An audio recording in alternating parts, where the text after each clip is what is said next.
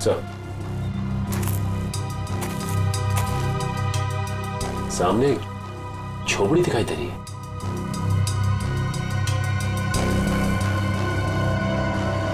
दिव्या, वंश,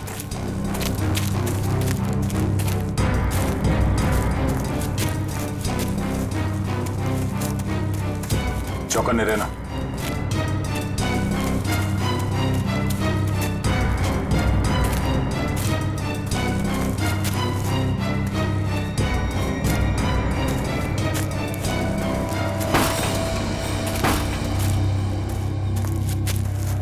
बेटा, बेटा, तो तलाशी लो।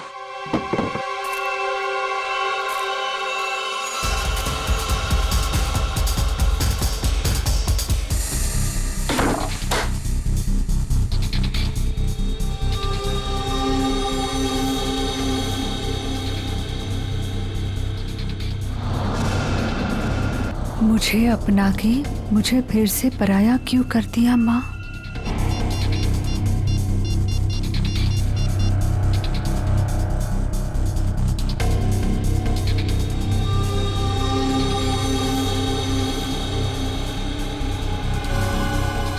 क्या आपने मुझसे कभी प्यार नहीं किया माँ?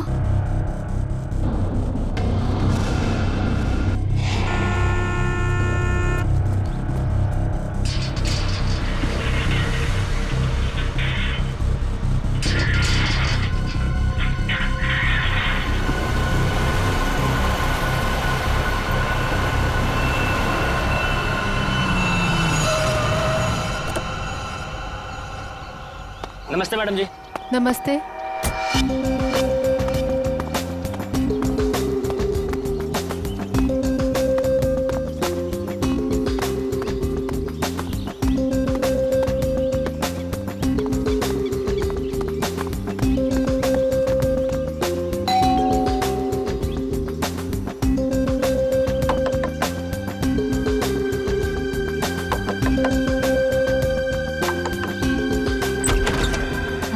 दरवाजा कैसे खुला है? विनीता, विनीता, विनीता, कहाँ हो तुम? सो रही हो क्या? विनीता। अंकल, आंटी, कोई आवाज क्यों नहीं दे रहा है?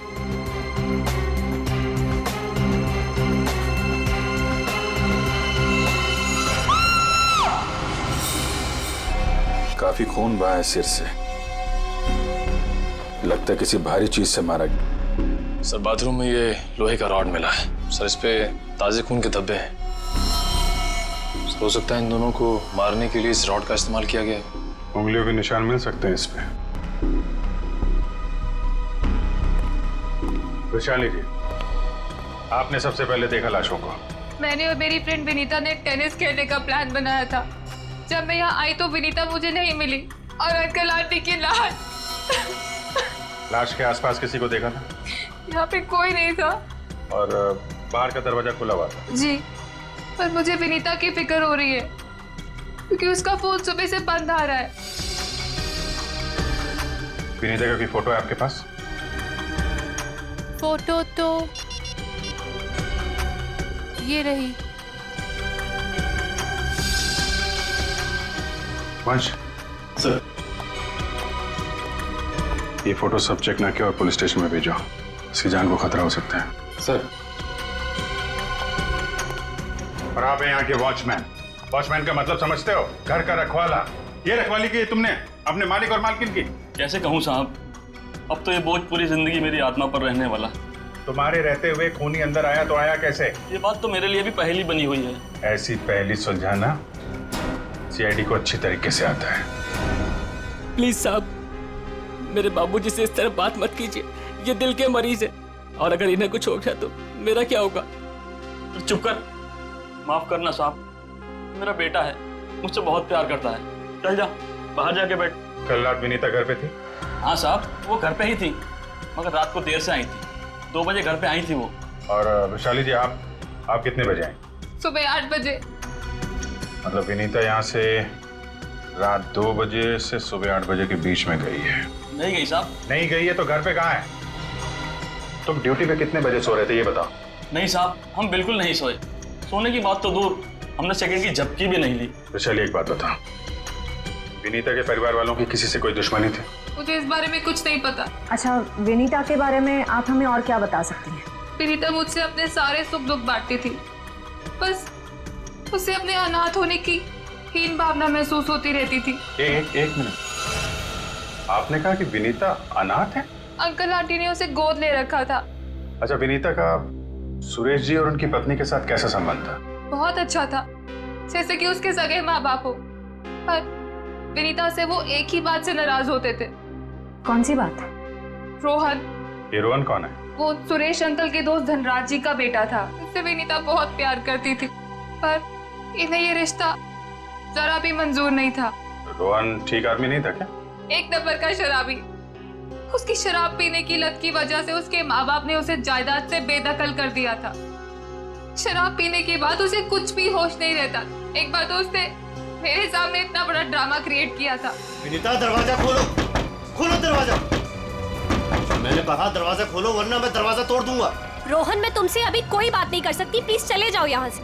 मुझे अभी बात करनी है, मुझे इसी वक्त बात करनी है। खोलो दरवाजा, खोलो। साहब, बेटिया ने मना किया ना, वो आपसे नहीं मिलना चाहती है। आप जाइए यहाँ से। विनीता, ये क्या कर रही हो? दरवाजा मत खोलो। मुझसे इस तरह से बात करने वाला चला। हाँ विनीता, तुम्हारे पापा एकदम सही कह रहे हैं। अभी वो होश में नहीं है, दरवाजा मत खोलना। और अच्छे से समझा दे कि दोबारा मुझसे पंगा ना ले। हट विनीता। ये क्या ड्रामा लगा रखा है रोहन? चलो, अभी चलो यहाँ से। अरे, और माफी मांगो इनसे। सॉरी सॉरी वॉचमैन अंकल, मुझसे गलती हो गई। ये मेरी बदतमीजी की कीमत। दारू पी के तुम कुछ भी करते हो ना, कुछ भी बकते हो। चलो यहाँ से, चलो रोहन। इस रोहन का नंबर है आपके पास? 198234-561।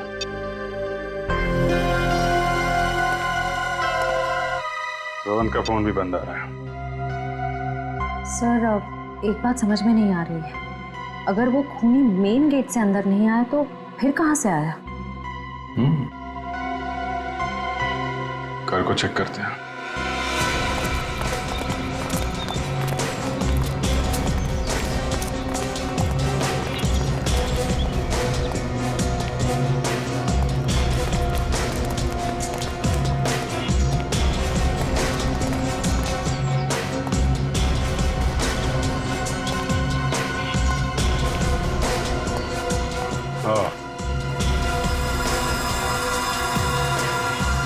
ये देखा?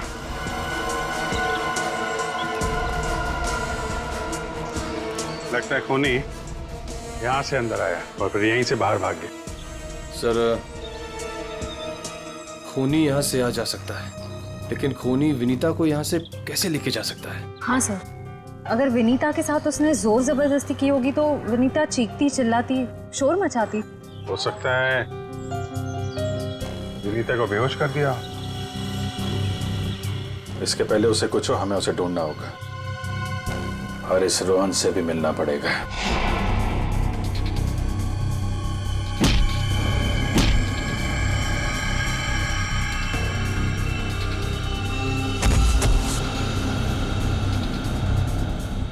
सर, अभिजीत सर ने रोहन का यही का पता बताया।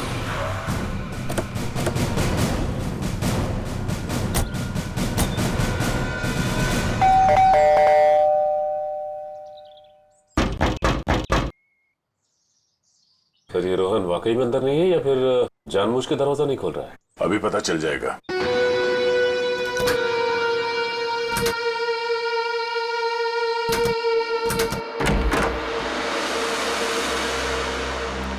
हो सकता है उसने विनीता को यहीं कहीं छुपा के रखा हो। घर में सामान भी ज्यादा नहीं है, पूरा घर खाली दिखाई दे रहा है। हाँ, वैसे भी कंगाल है वो। माँ बाप ने तो बेदखल कर दिया था उसे। सचिन,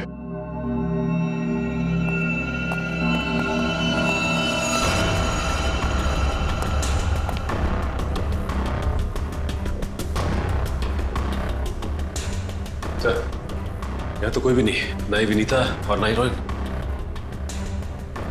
हो सकता है उसने अपना ठिकाना बदल दिया। काम करो, घर की तलाशी लो, कोई ना कोई सुराग जरूर मिलेगा।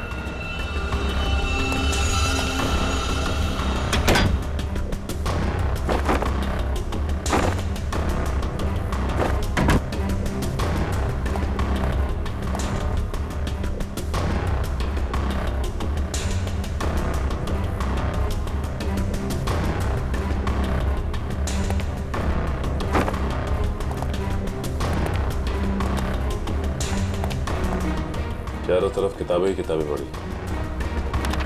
लगता है इस रोहन को किताबें पढ़ने का बहुत शौक था। नजरिया बदलिए, बहुत अच्छी किताब है ये।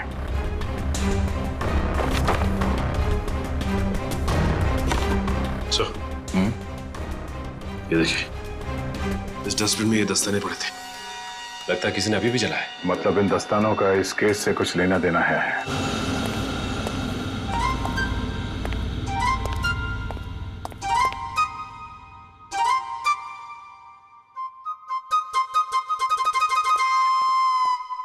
Ready sir. मेरे इतने बड़े शरीर के इत्तू से दिमाग में ना एक बात नहीं घुस रही है। कौन सी बात? ये रोहन का मेन मकसद था विनीता से शादी करना, करेक्ट? करेक्ट। फिर इसने अपने सास ससुर की जान क्यों ली? अरे वृषाली ने बताया था ना कि उसे शराब पीने की बहुत जबरदस्त लत थी, और शराब के नशे में लोग अक्सर कुछ भी कर जाते हैं, उन्हें कुछ याद नहीं रहता। हाँ क्या? क्या? शराब के नशे में इतनी ऊंची दीवार कोई कैसे चढ़ सकता है, भले रस्सी के सहारे क्यों? और फिर विनीता, वो तो शराब नहीं पीती, वो क्यों गई रोहन के साथ? सर वैसे भी विनीता तो उनकी सगी बेटी थोड़ी थी। जो कुछ भी हो, जो कुछ भी हो, लेकिन वो अपने माता पिता से बहुत प्यार करती थी। नहीं नहीं नहीं, कुछ और ही चक्कर है। लगता है इन दोनों को मारने का ही प्लान था। सर हाँ, लगता है ये काम किसी लुटेरे का होगा। फ्रेडी लुटेरा नहीं हो सकता। कोई लूटने के लिए आता तो घर का सारा सामान वैसे के वैसे कैसे रहता? नहीं नहीं, ये मुजरिम जो भी है ना, उसका एक ही मकसद था, इन दोनों को खत्म करने का। सर, हाँ, एक बहुत ही हैरान कर देने वाली बात पता चली है। क्या? सर विनीता ने 1 हफ्ते पहले फायर ब्रिगेड में फोन किया था, और ये रही उस फोन कॉल की ऑडियो क्लिप।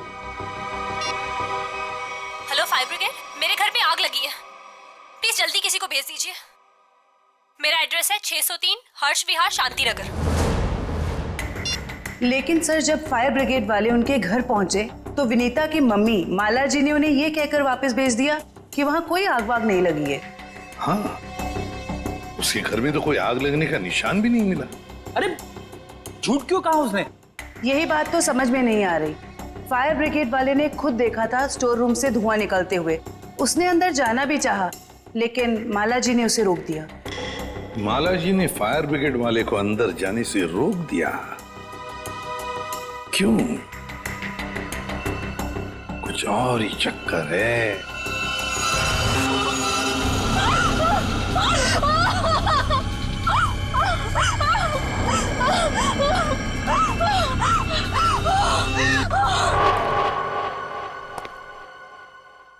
छान मारो इस जगह को अच्छी तरह से, कुछ ना कुछ जरूर मिलेगा।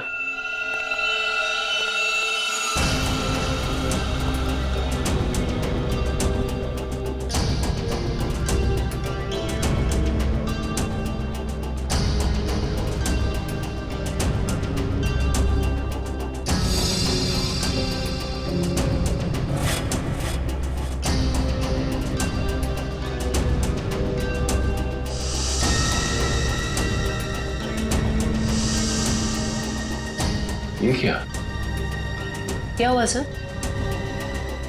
सीलिंग पे पेंटिंग बनाया। बड़ी ही अजीब बात है। देखते हैं।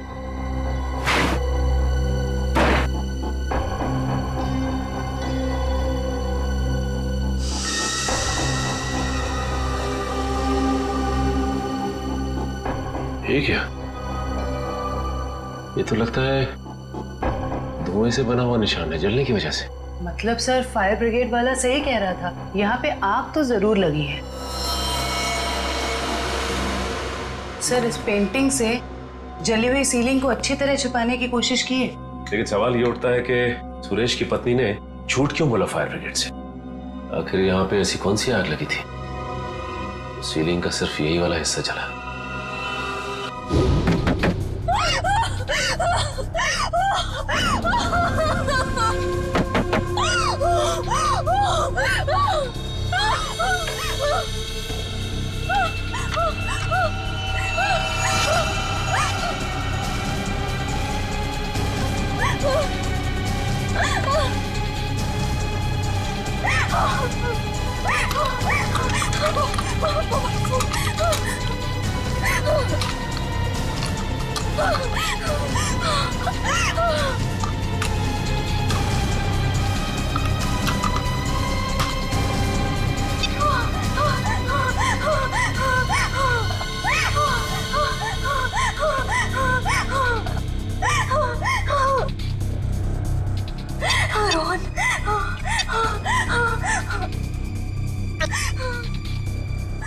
रोहन फोन क्यों नहीं उठा रहा?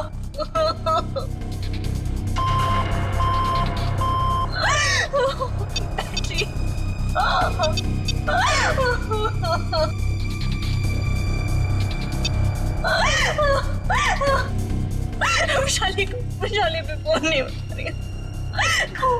बैटरी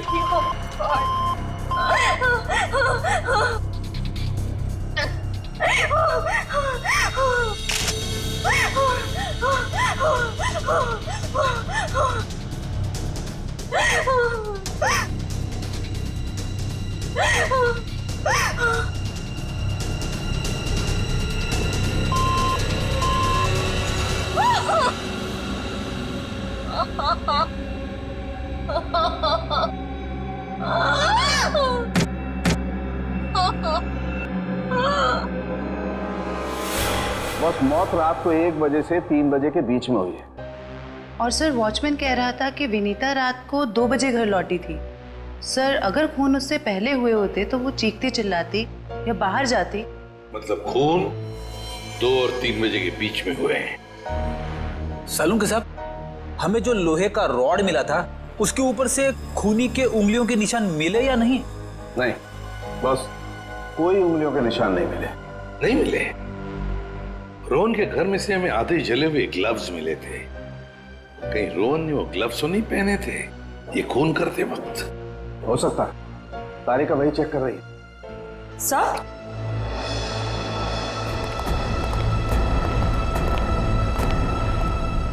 सर ये खास किस्म का सॉल्यूशन है, इकोडेल्पाइट नाम।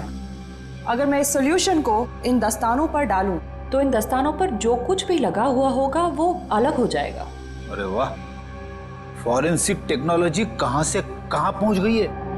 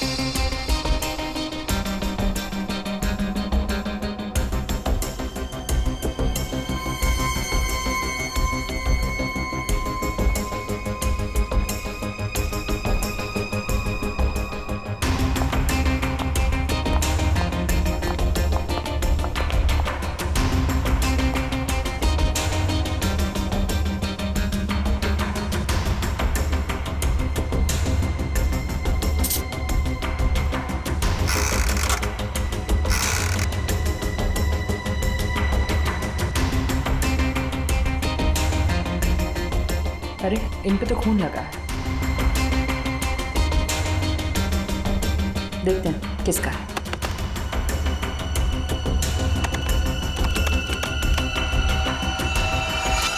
पॉजिटिव सर, ये खून मिस्टर एंड मिसेस सुरेश का ही है। मतलब सर ये खून रोहन ने ही किया है? एक मिनट होल्ड ऑन।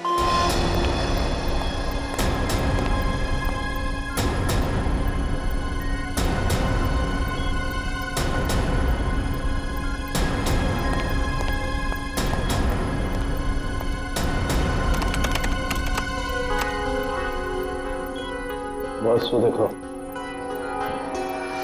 दस्तानों पर ये जो दिखाई दे रहे हैं ये रस्सी के रेशे। सर कहीं ये वही रस्सी तो नहीं जो हमें विनीता के घर के बाहर मिली थी? ये डॉक्टर साहब का कंप्यूटर कैसा है? टी करते रहता है।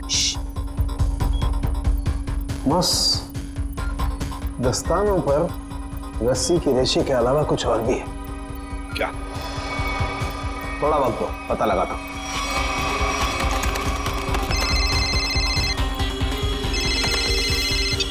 हाँ श्रेया, ठीक है। क्या? सर विनीता का फोन थोड़ी देर के लिए ऑन हुआ था, उसके घर के बिल्कुल करीब। और सर उसने सोशल नेटवर्किंग साइट पे अपने दोस्त को एक SOS मैसेज भी भेजा है। श्रेया मुझे लिंक अभी भेज रही है सर। ये देखिए सर। मैं घुटन से मर रही हूं, प्लीज मुझे बचाओ। Vinita, my God.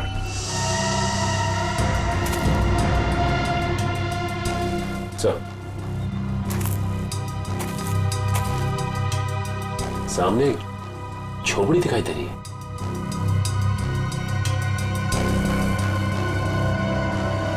दिव्या, पंच।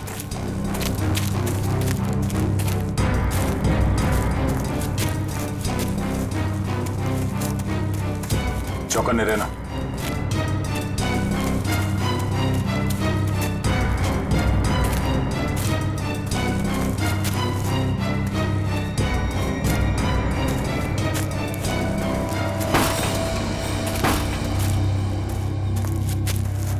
बेटा, बेटा,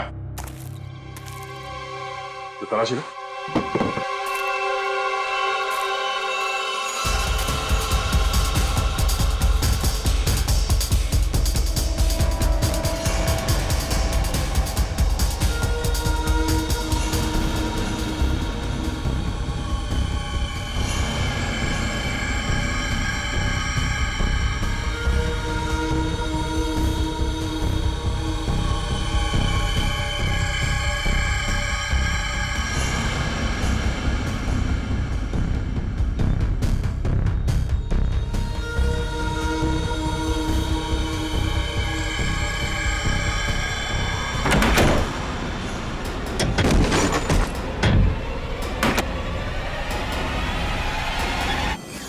सॉरी वॉचमैन अंकल, मुझसे गलती हो गई। हम लोग सोच रहे थे कि सब रोहन का किया था, पर किसी ने इसे ऊपर पहुंचा दिया। सर नहीं, ऐसा तो नहीं कि विनीता ने अपनी आत्मरक्षा के लिए इसे मार दिया? नहीं, इसे भी ठीक वैसे ही मारा है, सर पे वार करके, जैसे विनीता के माँ बाप को मारा था। खूनी को एक ही है। लगता है कि खूनी ने रोहन को मारा और विनीता को साथ ले गया।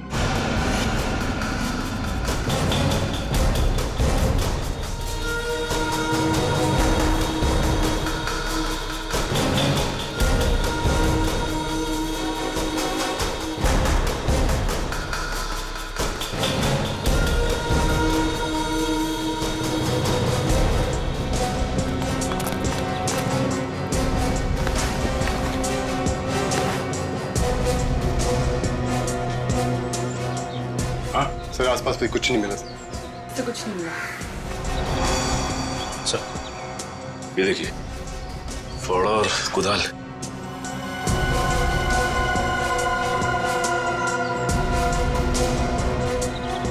कहीं जमीन के नीचे तो नहीं? यहाँ पे खुदाई का सामान पड़ा हुआ है, जरा फावड़ा दिखा ना।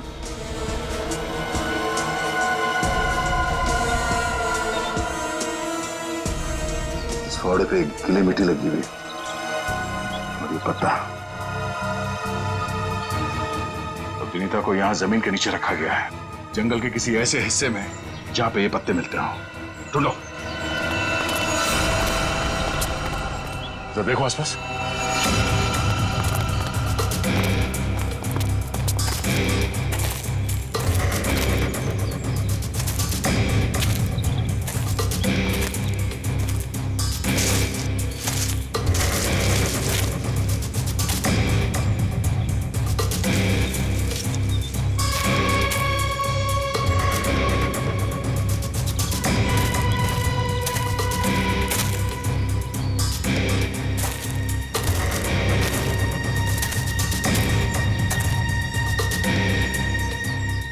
सचिन, वंश, दिव्या, ये देखो, लगता है हाल फिलहाल में यहाँ खुदाई हुई है। वंश, खुदाई का औजार लिया जल्दी। सर।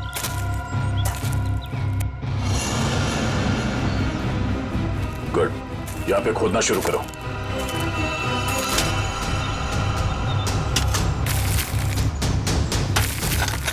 एक मिनट हट जाओ।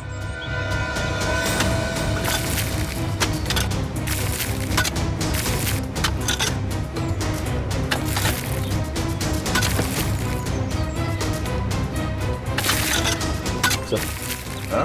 कुछ है? एक मिनट, खोदना बंद करो, हाथ से निकालो।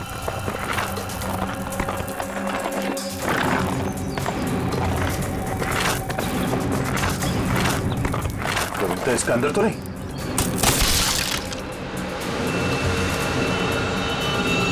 विनीता! ओह नो, सांसें धीमी चल रही है, इसे अस्पताल ले जाना होगा। निकालो उसको बाहर जल्दी।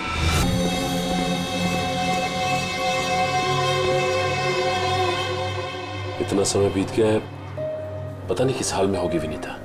हम तो वक्त रहते उसे यहाँ ले आए। उम्मीद तो यही है कि वो ठीक हो जाएगी। ठीक भी हो जाएगी तो भी रोहन की मौत और उसके माँ बाप की मौत का सदमा पता नहीं बर्दाश्त कर पाएगी कि नहीं। मैं हमेशा कहता हूं कि सीआईडी में सबसे मुश्किल काम यही है, किसी को किसी अपने की मौत की खबर देना। हाँ डॉक्टर साहब, कैसी है विनीता? अब खतरे से बाहर है, उन्हें होश आ गया। गुड, हम उनसे बात कर सकते हैं? हाँ बात कर सकते हैं, लेकिन वो काफी तनाव में, बहुत देर तक कम ऑक्सीजन में रहने की वजह से फिलहाल बहुत ज्यादा कमजोर है वो। थोड़ा संभाल के ध्यान रखिएगा इस बात का। ठीक है, हम इस बात का ख्याल रखेंगे। Thank you. चलो।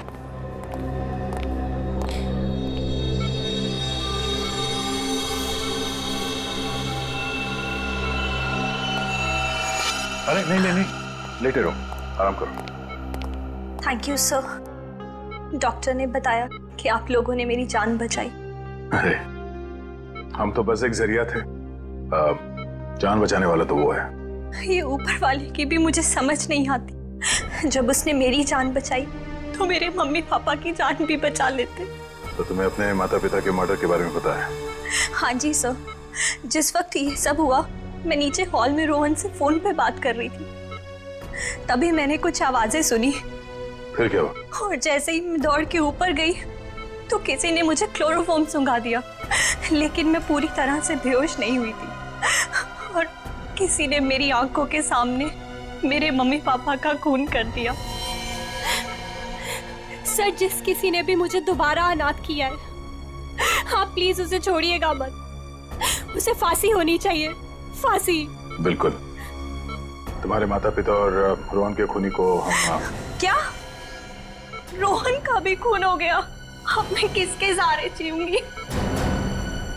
प्लीज सर, संभालिए अपने आप को, प्लीज। अच्छा ये बताइए कि आपको कब पता लगा कि आप उस बॉक्स के अंदर बंद हैं? जब मेरी आंखें खुली तो मैं एक घुटन भरे बक्से में थी।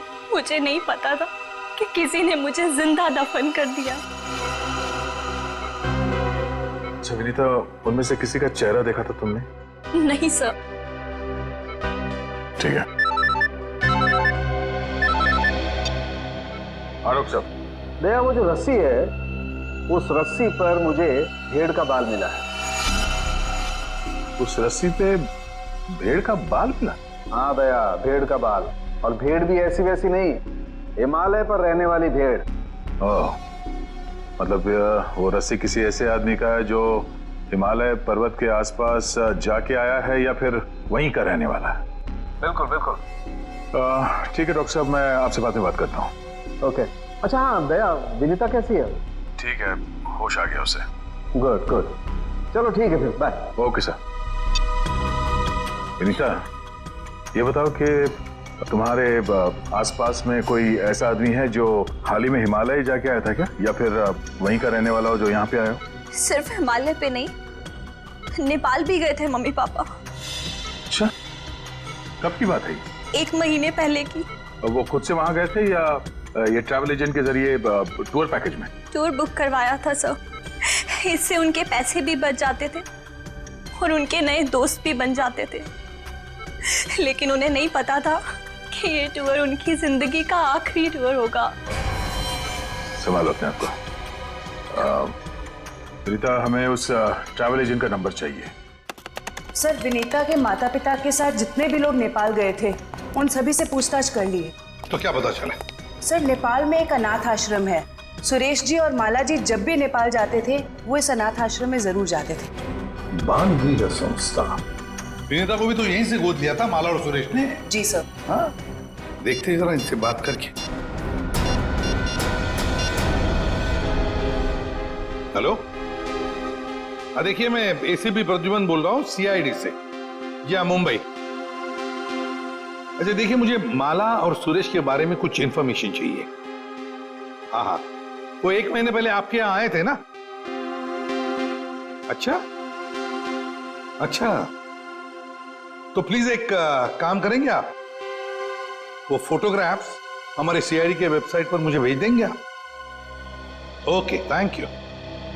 क्या हुआ सर? किसकी तस्वीरें मंगवाई आपने? विनीता को गोद लेने से पहले सुरेश और माला ने इसी अनाथ आश्रम से 1 साल पहले एक लड़के को गोद लिया था, गोविंद नाम में। गोविंद, लगता है फोटोग्राफ्स आ गए।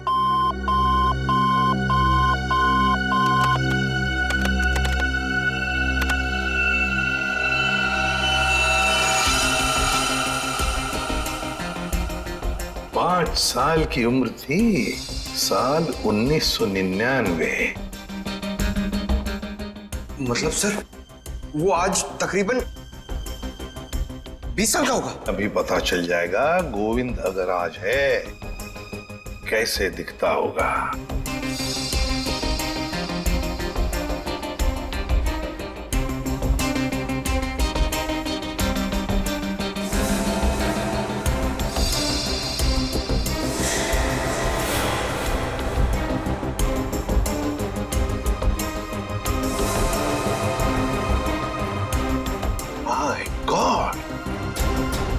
माय गॉड, ये गोविंद है।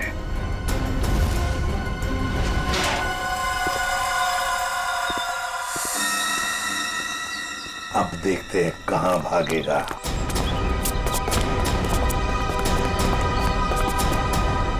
ठीक है सर, हमें देख के अंदर भाग गया है। जब गीदड़ की मौत आती है तो वो शहर की तरफ भागता है, मगर ये तो अंदर भाग गया। मगर सर, वो अंदर की तरफ क्यों भागा? वो तो पकड़ा जाएगा। ऐसे मुजरिम बाहर की तरफ भागते हैं, मगर ये अंदर भागे या बाहर, पकड़ा तो ये जाएगा ही। कहां गया ये? अभिजीत, दया सर, फैल जाओ, मैं सामने से घुसता हूं।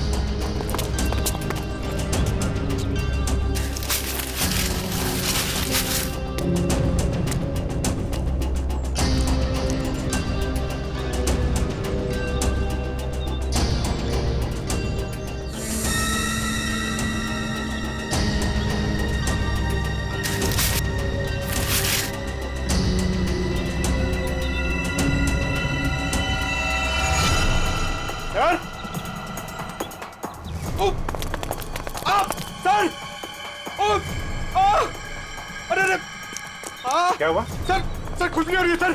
अरे खुजली कहां से होने लगी तुम्हें? सर बहुत तेज खुजली हो रही है सर। ये झाड़ की वजह से। अभिजीत, क्या हुआ इसे? सर ये प्लांट ये बहुत गड़बड़ है, इसकी वजह से इसको खुजली हो रही है। एक मिनट, अरे जल्दी से हॉस्पिटल ले जाओ। कुछ नहीं होगा, आ जाओ आराम से, संभाल के। तो जानबूझकर हमें यहाँ अंदर बुलवा लिया है, जाल रचा है उसने खुजली वाले पौधों का। संभल के रहना, यहीं कहीं छुपाई है।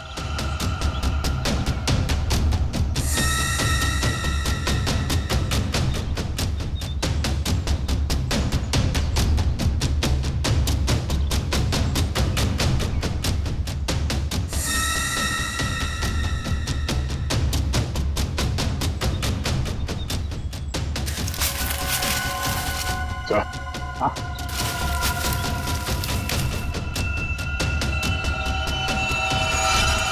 चलो बाहर देख लो, बहुत बना लिया पौधों को हथियार।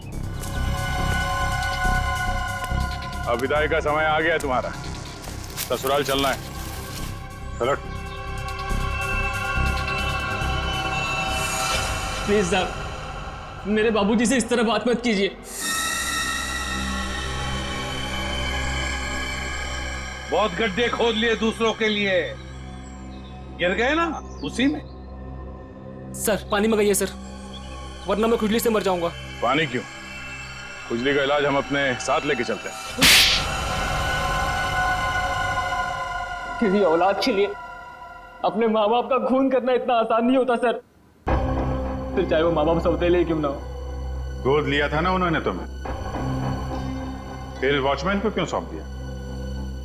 यही सच तो मैं भी जानना चाहता था सर कि मुझे गोद लेने के 1 साल बाद मेरे माँ बाप को ऐसा क्या सूझा कि उन्हें लगा उन्हें एक लड़की को गोद लेना चाहिए, और मुझे फिर ऐसे ही सड़क पर छोड़ दिया और विनीता को गोद ले लिया।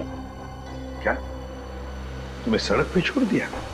हाँ सर, ऐसा बर्ताव तो कोई अपने जानवर के साथ भी नहीं करता जैसा उन लोगों ने मेरे साथ किया।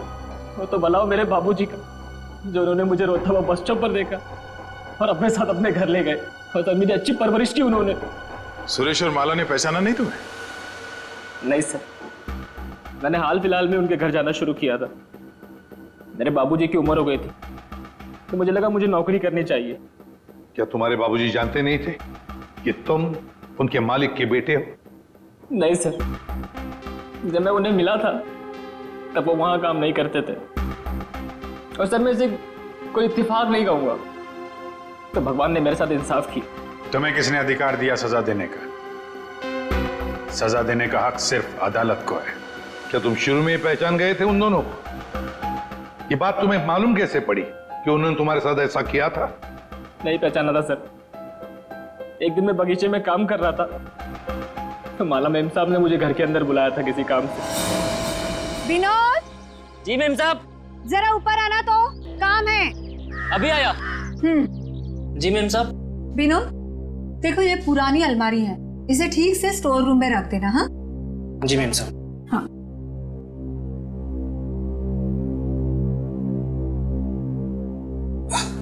क्या हुआ विनोद, बहुत भारी है क्या?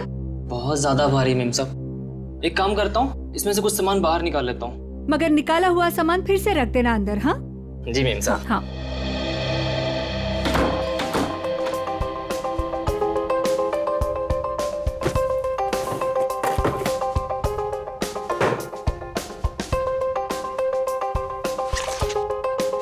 कितनी प्यारी प्यारी ड्राइंग्स हैं।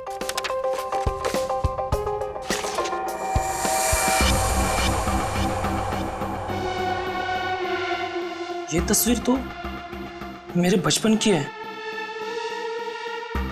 इसका मतलब साहब और मेम साहब ने मुझे गोद लिया था। विनोद, कितनी देर, जल्दी करो। जी मेम साहब, बस हो गया।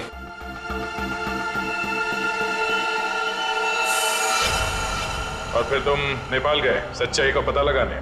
हाँ सर, और जब मुझे सच का पता चल गया तो मैंने पूरे परिवार के नाक में दम करना शुरू कर दिया।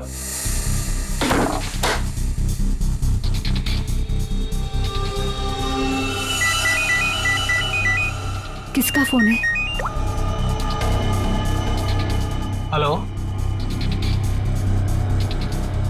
हेलो, अरे जवाब क्यों नहीं दे रहे हो? हेलो, कौन है? ऐसा क्यों किया? कौन बोल रहा है? आपका बेटा। बेटा? क्या? बताइए, ऐसा क्यों किया? मुझे अपना बनाकर फिर से अनाथ क्यों कर दिया? देखो, ऐसी बातें फोन पर नहीं होती है। आमने सामने मिलो, फिर बैठ के बात करते हैं। बताइए कहाँ मिलना है? मेरे घर। ठीक है, पहुंच गया।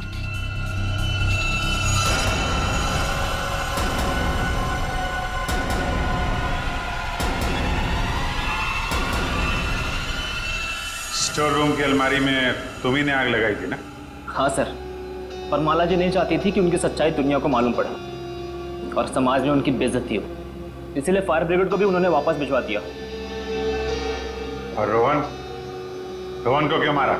मैं रोहन को नहीं मारना चाहता था सर, उससे मेरा कोई लेना देना था ही नहीं।